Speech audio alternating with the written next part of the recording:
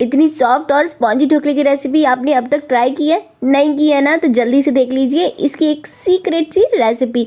इसके बाद ना आपका ढोकला बनेगा बिल्कुल सॉफ्ट, जालीदार और बहुत ही रसीला। तो जल्दी से देखते हैं इसकी सीक्रेट सी रेसिपी। दोस्तों, आप सभी से निवेदन है कि हमारे फेसबुक और इंस्टाग्राम पर हमें फॉलो कर लीजिए और साथ ही यूट्यूब चैनल को सब्सक्राइब कर लीजिए। मैंने यहाँ पर 1 कप बेसन लिया है, तो ये जो बारीक वाला बेसन आता है मैंने यहाँ पर वो लिया है और इसे अच्छे से इस कप में प्रेस करके भर लिया है। वजन में देखें तो ये करीबन 125 ग्राम बेसन है। सबसे पहले जो हमने बेसन लिया है उसे छानना बहुत ही ज़रूरी है, क्योंकि जब हम इसका घोल बनाएं तो उसमें कोई भी बेसन की गुठली ना रहे। इस मिक्सिंग बाउल पर मैंने रख लिया एक स्ट्रेनर और अब इसमें बेसन को छान लेंगे और इसके साथ डाल लेंगे 1 चम्मच हल्दी, जिससे हमारे ढोकले में आएगा बिल्कुल परफेक्ट येलो कलर। और इसके साथ ही डाल देंगे इसमें हमारा सीक्रेट इंग्रेडिएंट, जिससे हमारा ढोकला बनेगा बहुत ही जालीदार, और वो है कॉर्नफ्लोर। तो 1 चम्मच मैं यहाँ पर कॉर्नफ्लोर ले रही हूँ, इससे ज़्यादा हमें बिल्कुल नहीं डालना है। कॉर्नफ्लोर डालना बहुत ही ज़रूरी है, क्योंकि बिना कॉर्नफ्लोर के जब आप बैटर को गैस पर चढ़ाते हैं तो उस समय तो वो फूल जाता है और बाद में जब ठंडा करते हैं तो ढोकला हमारा बैठ जाता है, उसमें वो जाली और वो सॉफ्टनेस, स्पॉन्जीनेस नहीं रहती। कॉर्नफ्लोर ठंडा होने के बाद भी हमारे ढोकले को स्पॉन्जी बनाए रखेगा। ढोकला बनाना बहुत ही आसान होता है, बस इसमें सही प्रोपोर्शन में अगर आप चीज़ें डालते हैं तो आपका ढोकला बिल्कुल परफेक्ट बनता है। अब यहाँ बेसन तो छन के रेडी हो गया है, पर हम इसे डायरेक्ट यूज़ नहीं करेंगे। इसके लिए हम एक घोल बनाएंगे, इसमें डायरेक्ट पानी से इसे घोलेंगे नहीं। तो उसके लिए मैं ले रही हूँ यहाँ पर एक जार। तो अब मैंने जिस कप से बेसन लिया था उसी कप से मैं 1/3 पानी ले रही हूँ। यहाँ देखिए, इतना हमें कम पानी लेना है और इससे ज़्यादा हमें पानी की ज़रूरत नहीं पड़ेगी। अगर हम पानी को नाप में देखें तो ये करीबन 200 ml पानी है। और बाज़ार में जैसा कि थोड़ा सा मीठा ढोकला होता है, तो मैं इसमें डाल रही हूँ 1 टेबलस्पून चीनी और इसमें डाल देंगे टेस्ट के अकॉर्डिंग नमक। तो मैं यहाँ पर 1 चम्मच नमक डाल रही हूँ और 1 टीस्पून नींबू का सत या सिट्रिक एसिड। साइट्रिक एसिड हम क्यों यूज़ कर रहे हैं ये मैं आपको आगे वीडियो में बताऊंगी। और सबसे आखिर में डाल लेंगे इसमें 1 टेबलस्पून ऑयल। तो यहाँ खास ध्यान ये रखें कि कोई भी स्ट्रॉन्ग फ्लेवर का ऑयल ना यूज़ करें। आप यहाँ पर अनफ्लेवर्ड कोई भी रिफाइंड ऑयल यूज़ कर सकते हैं। और अब इस मिक्सचर को मिक्सी में चला लेते हैं करीबन 1 मिनट के लिए, जिससे कि इसमें अच्छा सा झाग बन जाए। और ये सभी चीज़ों का घोल हमारे पास रेडी है। और अब इसमें 1-1 चम्मच डालते हुए बेसन को अच्छे से मिक्स कर लेंगे। सिर्फ एक ही डायरेक्शन में आप बेसन को अच्छे से चलाते हुए घोल लीजिए। और आप अपनी रेसिपी से ढोकले को बनाती हैं और कैसा बनता है वो मुझे कमेंट सेक्शन में ज़रूर बताइएगा। एक ही डायरेक्शन में चलाते हुए बेसन को घोल लेंगे। एक डायरेक्शन में बेसन घोलने से उसमें अच्छे से हवा भरेगी। तो जैसा कि आप देख रहे होंगे, मैंने यहाँ पर डायरेक्ट पूरे बेसन को नहीं डाला है, थोड़ा थोड़ा बेसन ऐड करके घोल को बनाया है। तो इसी तरीके से अगर आप घोल को बनाएंगे तो बिल्कुल भी इसमें लम्स नहीं आएंगे। और हमने जो पानी लिया है उससे बिल्कुल सटीक मेरा घोल बना है।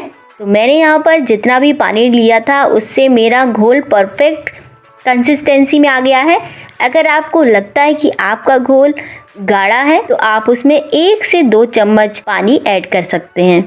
घोल की कंसिस्टेंसी परफेक्ट होना बहुत ज़रूरी है। अगर ज़्यादा पतला हो गया तो भी आपका ढोकला अच्छा नहीं बनेगा और ज़्यादा गाढ़ा हो गया तो भी अच्छा नहीं बनेगा। और अब यहाँ पर बेसन का मेरा जो घोल है वो रेडी हो गया है। तो अब इसे मैं 5 मिनट के लिए ढक कर रख रही हूँ, जिससे कि बेसन थोड़ा सा फूल जाए।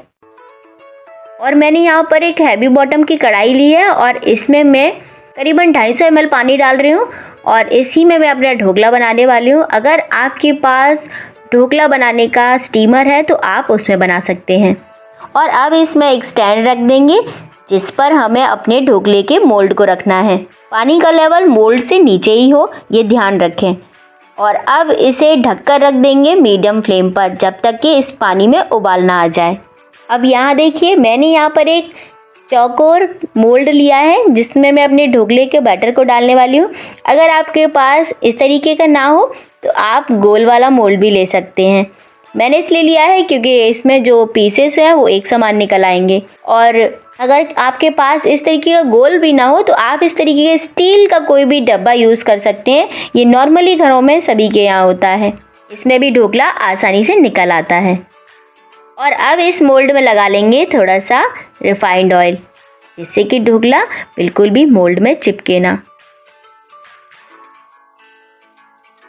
मोल्ड को एक साइड रख देंगे और अब बेसन के घोल को चेक कर लेते हैं। और अब बैटर में डाल देंगे यहाँ पर 1/4 चम्मच के करीबन बेकिंग सोडा, या जिसे खाने का सोडा या मीठा सोडा भी कहते हैं। अगर आप खाने वाली चम्मच को देखें तो इस तरीके से आप ले सकते हैं। और यहाँ डाल लेंगे अब आधा चम्मच इनो फ्रूट सॉल्ट। अगर आपके पास बेकिंग सोडा ना हो तो आप यहाँ पर 1 चम्मच भर के इनो फ्रूट सॉल्ट डाल सकते हैं। और अब जल्दी से इन दोनों चीज़ों को मिक्स कर लेते हैं। बहुत ज़्यादा हमें मिक्स नहीं करना है, बस इतना करना है कि ये सॉल्ट अच्छे से मिक्स हो जाएं। और मिक्स होते ही देखेंगे कि बेसन बहुत ही हल्का हो गया है। तो जैसा कि मैंने पहले बोला था कि सिट्रिक एसिड हम यहाँ क्यों यूज़ करें, तो यहाँ देखिए सिट्रिक एसिड मीठे सोडे के साथ रिएक्ट करेगा, जिससे कि जो बैटर है वो बहुत अच्छे से फूल कर आएगा। अब जल्दी से हमारे इस बैटर को मोल्ड में ट्रांसफ़र कर लेते हैं।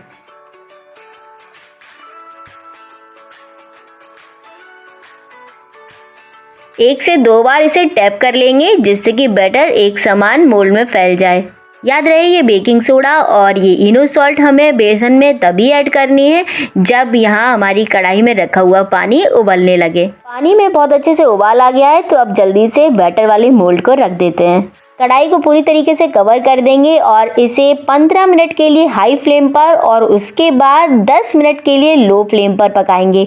बीच में इसे बिल्कुल भी डिस्टर्ब न करें। ध्यान रहे कि आपकी कढ़ाई में पानी कम ना हो, जिससे कि वो बीच में ही पानी खत्म हो जाए और कढ़ाई आपकी जल जाए। तो जिस बर्तन में आप अपने ढोकले को पका रहे हैं उसमें प्रॉपर पानी को रखिएगा। और अब मैं बताने वाली हूँ आपको तीसरी प्रॉब्लम का सोल्यूशन, कि आपका जो ढोकला सूखा सूखा रह जाता है, उसमें नमी नहीं बचती, पानी निकल जाता है, या जो हम लिक्विड उसमें डालते हैं वो अब्सॉर्ब नहीं कर पाता।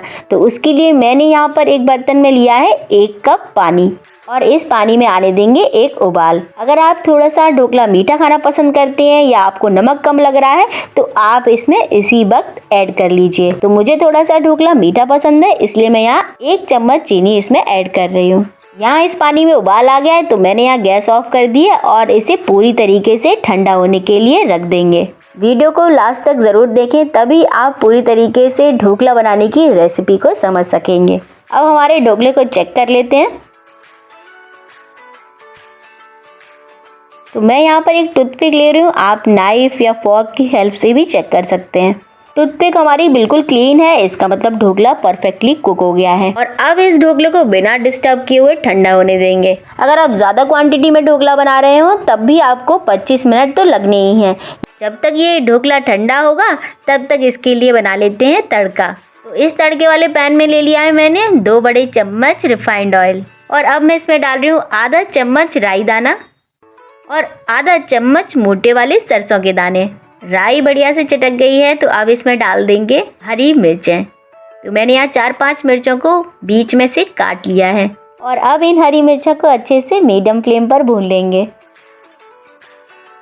यहाँ हरी मिर्च अच्छे से भुन गई हैं, तो अब गैस को बिल्कुल बंद कर देंगे और पैन में डाल देंगे 10 से 15 मीठी नीम की पत्तियाँ। जनरली आप जब ढोकला बनाते होंगे तब आप इसी तड़के में पानी ऐड कर देते होंगे, पर हम यहाँ पर इसे बिल्कुल भी ऐसे नहीं बनाने वाले हैं, बिल्कुल अलग ट्रिक से बनाएंगे और ढोकला जो होगा आप देखते रह जाएंगे कितना परफेक्ट बनेगा। और यहाँ पर हमारा ढोकला भी ठंडा हो गया है, तो अब इसको एक प्लेट में पलट लेते हैं। हल्का सा मोल्ड को टैप कर देंगे, जिससे कि ढोकला आसानी से निकल जाए,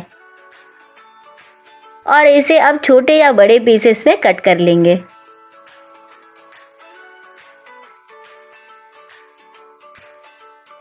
मैं आपको यहाँ पर इस ड्राई ढोकले को ही दिखाती हूँ, ये कितना स्पॉन्जी बना है और इसमें कितनी सारी जाली बनी है। और मैं बार बार प्रेस करने पर भी ये अपनी पोजीशन में वापस आ रहा है। और जो पानी हमने उबाला था जो पूरी तरीके से ठंडा हो चुका है, अब इस ढोकले पर अच्छी तरीके से फैलाते हुए डाल देंगे। ध्यान रहे पानी पूरी तरीके से ठंडा होना चाहिए। अगर ढोकला या पानी में से एक भी चीज़ गर्म हुई तो ढोकला बिल्कुल आटे जैसा हो जाएगा। पानी को तो मैंने अच्छी तरीके से डाल दिया है, और अब इसके ऊपर डालेंगे ये बनाया हुआ मिर्च और मीठी नीम का तड़का। ऐसा करने से ढोकला अच्छे से मॉइस्चर को अब्जॉर्ब कर लेगा। ऊपर से तड़का डालने से हमारा जो ढोकला है बहुत ही शाइनी बनेगा। और सबसे आखिर में हरे धनिये से इसे गार्निश कर लेंगे।